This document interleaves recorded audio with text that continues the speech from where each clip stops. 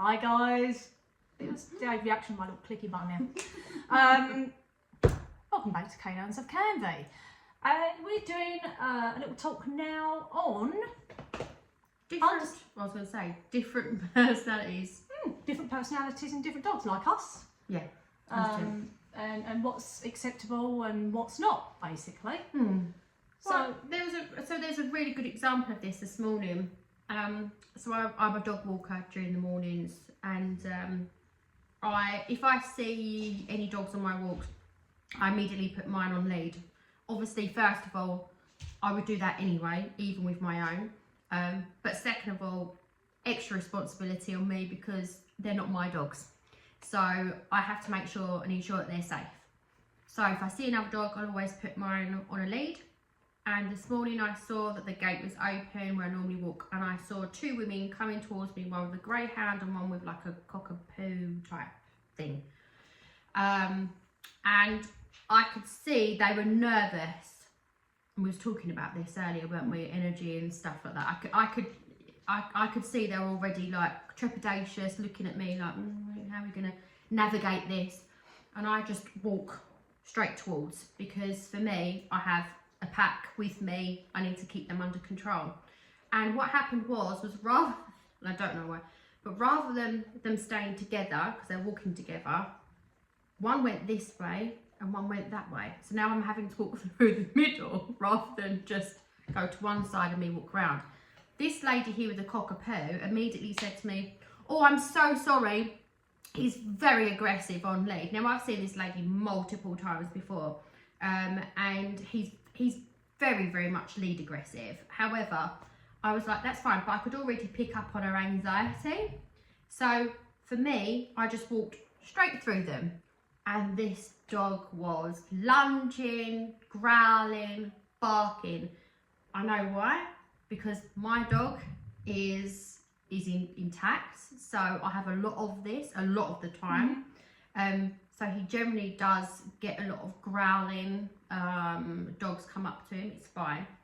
But the main thing is that if those two dogs were off lead, it probably wouldn't have happened, because of the lead and the woman being anxious and nervous because she was coming towards me with that energy, so I could feel her a little bit. So I was like, okay. But equally, it's okay if those dogs don't get on.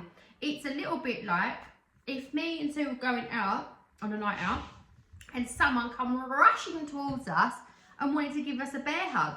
Well, if I've never met that person before, I might be a little bit like, whoa there. But I can use my language. I can use, excuse me, like back off. The dog can't say, excuse me, can you please back off of me? So they use growling, biting, and they will sometimes pin. Yeah. So it looks a lot worse than what it actually is. It's a lot of noise. It's a lot, and 9 times out of 10 it doesn't have any puncture wounds. No dog would have any puncture wounds. There is a type of aggression that they have to use to enforce boundaries because they have a hierarchy. So, but it's okay, and I think it was more important for us to just get the point across is your dog doesn't have to like every other dog, and you shouldn't force that upon them either. No. Yes, of course, it's very important to socialise your dogs at a young age, absolutely, without a doubt, so that they're used to dogs, they know how to interact with dogs, but it's okay. And I find this all the time when I go out with mine. My dog, he should be a girl because he's so pretty, and everyone goes, oh, he's so beautiful. He's a boy, but I have it all the time. I get stopped all the time. Can I stroke your dog? Can we meet your dog? And I always say, well, he's a bit timid, because Buddy, you have to be your dog's advocate. It's very important that you put a boundary in place of your dog if you have a nervous dog, or if you have a timid dog, or if you have a dog that's very uncomfortable. So for us, we have to advocate, and that's a lot of the times why accidents happen, because the owner is not advocating for the dog, and they're forcing their dogs into positions that they don't feel comfortable in. So we wanted to just do a little bit of a video about why, and it's okay, basically, and you're not wrong in the fact that you want to walk through people and not socialise. When people on a dog walk, I find that some people want to chat to everyone and they're out for hours. And some Or people some people have got, they've got stuff on their mind and they just want to go for a walk and they just want a calm, peaceful walk with their dog and to let their dog just sniff and chill. Yeah. And I've had it a few times actually where I've come across people and they've said to me, "Oh, you never let your dog say hello?" And I'm like, that's because I don't need to. My dog doesn't need to say hello to every single dog. No. If there is and this is in a situation where there was about 4 dogs loose off lead and I walked through the middle of them and they were like, "Oh, why don't you let your dog off lead?" And I was like, "Oh, I could do if I wanted to, but on this particular day I just wanted to walk on." Yeah. So it's okay, so it's up to you to advocate for your dog. Definitely. And I get the same, so I've got a rescue, they said he was German Shepherd when I got him, but I think he's kind of more on the Czech line or Dutch line, Dutch Shepherd, Czech Shepherd. He looks he's slightly different. Slightly different. Ever slightly different. Yeah. He's super high energy, and I've socialised him since a puppy, because like Joe said, that is super important to socialising with other dogs, children, people. I would say more importantly, children and people first. Tackle that one first, and then the other dogs. So I've got a Siamese cat here, and he's about to get on. He's alright. He's about to get on the action. So basically, Zeusy, my rescue, he will walk past other dogs absolutely fine. He will not bark, he will not react, but he would rather them not come up in his face. And when they do come up in his face, he will have a go. And most people, most dog trainers, should I say, would say, well, no, they need to be social with all dogs. They need to get used to it. They do not have to get used to it. I respect that he doesn't want other dogs in his face. He's kind of like, I suppose, really, a lot of humans, really. Before you become really friendly with someone and you trust them with your everything, you need to get to know them. They need to earn your trust. This is the point. Zeus is one of them in the dog world. He's Like to be wined and dined. He likes to be wined and dined. Wined You and don't. dined. You And don't. can I trust? Yeah, You don't. exactly. So, he needs to learn how to trust another dog, and when he does learn to trust him, he's bumped into him a few times, he is totally cool. He's like, "Oh, brilliant, excellent, here's my friends, let's go." Yeah. But if he doesn't know them, he's like, "Do you not get out of my face?" That is fine. So what I tend to do, I've got my older dog, he's 11, my German Shepherd. He is the biggest, friendliest bear ever. Wouldn't harm a fly, wouldn't know what to do with it. But at the same time, as much as he's super friendly, I won't just allow him to just go bowling up to other dogs to say hi, because other dogs may not like it.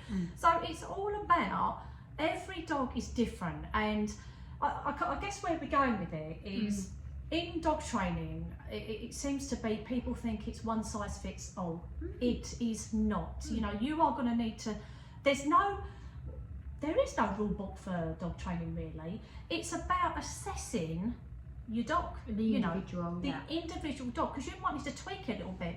Some dog training might say do X, Y, and Z. You might need to do something completely different for that dog.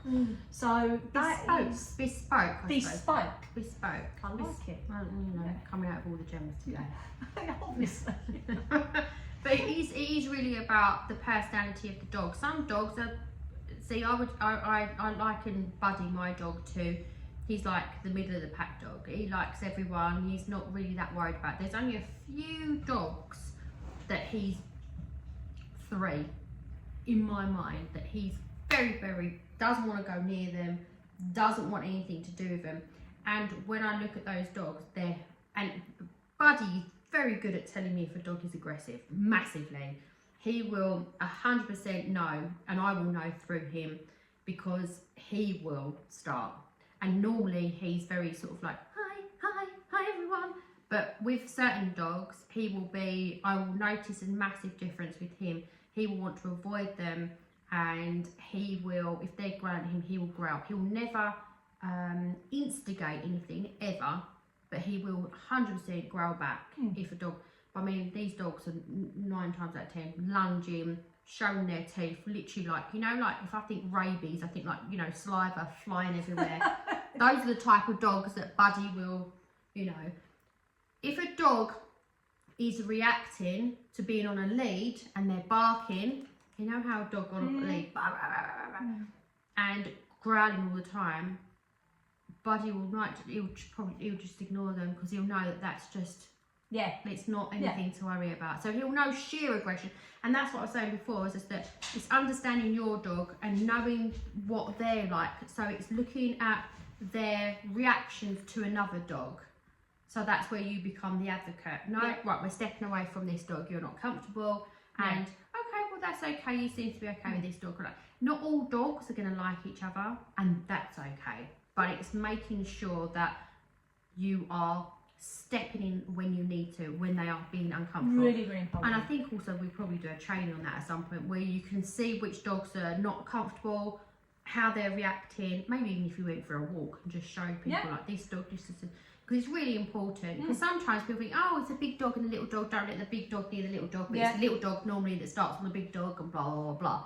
So absolutely, they can have the higher, the more kind of high intense energy than the little dogs, because they get away with more. They do, because the reason why Buddy is always the only time Buddy has been grabbed round the throat twice is by so with my Angus. Tiny.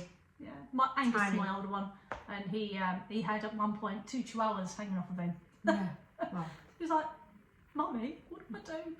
And that's our job then, to go, if the other owners, even though, by the way, the chihuahuas didn't do no harm, and this is not any kind of discrimination against smaller dogs whatsoever, but it's generally because people, mollycoddle them a little bit more. When they bark, they find it cute, and when they jump, they find it cute. Whereas when you've got a German Shepherd or an Akita jumping up at you, you're probably going to be a bit more stricter with them. My Akita jumped up at my aunt and she nearly ended up in the pond at my house. So that's the difference between if a Chihuahua jumps up at you, you're not going to feel it. If an Akita jumps up at you and nearly knocks you over, you're going to feel it. So that's the difference, and that's why they get away with it. It's not a small dog, we don't like small dogs. It's because we are, Buddy's, I'd say medium size, he's a Labrador size, but it's not because of we don't like small dogs. It's purely because, like Sue was saying, a lot of people let smaller dogs get away with more stuff. So, and for us as larger dog larger dog breeds and owners, we again have to advocate for, because if our dogs turn around and bite them, then we're in the wrong. So it's more, we've got more of a responsibility definitely on our shoulders. I would say. Yeah. And it's like you say, super important bit that you brought up. If other people are not going to do the right thing with their dog in getting them to respect your dog's boundaries, then it's okay for you to step in. Don't feel bad. Don't feel always. you know, you're being rude. Yeah. Always. You step in and you become that barrier between your dog and their dog. You know, if you read the signs, if you feel your dog doesn't like it and it's uncomfortable, step in and back their dog off. And another good thing you touched on, people wanting to come up and stroke your dog all the time. Yes. Now, my dogs absolutely love, the puppy's a little bit apprehensive at the minute, a bit unsure, a bit like Buddy was when he was younger. But my oldest dog, and Zeus, the middle dog, don't get me wrong, they love attention, they absolutely love it, but enough's enough. Sometimes it can be too much. I would say to people like you, when you come in here, or if I go to yours, we don't go straight in for the dog. It's we talk, we say hi to each other, we hug each other, we ignore them until when the dog comes up to you to say hi. Then you say hi, because even though my dogs and your dog are really, really friendly, it's not nice all the time someone getting in your face and scrunching your face. And can you imagine that over and over and over and over? Like, it's like, someone scrunch my face. Don't scrunch my face. But you know what I mean? Oh, you know. Please don't scrunch my face. It's too much. And you have to step in as well for your dog and say, when people say, can I stroke your dog? Check out your dog, see if he's looking sociable or not. I mean, even if, like I say, they don't react and but they still, there's a look on their face. My Angus, sometimes when he's tired and so, oh, can I have a stroke, because he's like a big bear, And I could see Angus's face like, really? Really? And even though he'd still let them do it, he'd let them do it to the end. But then I have to step in. I can see he looks uncomfortable, and I say, do you know what? It's best if you just, you know, leave him be. Yeah. So that's really important, because as well, you're kind of teaching your dog that you're pack leader, because you're reading the signs and you're stepping in for them and saying, hey, I've got your back.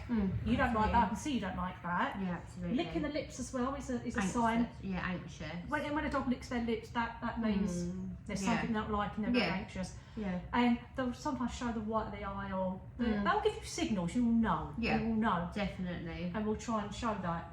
Yeah, there's lots of stuff we can start showing, but it's just a case of just finding out what people want to see, basically. So I think we need to start from the beginning and kind of go with what we believe people want to see and hear about, and then we can start asking you guys what you want to hear about and what you want to see, basically, and the raw footage. Yeah.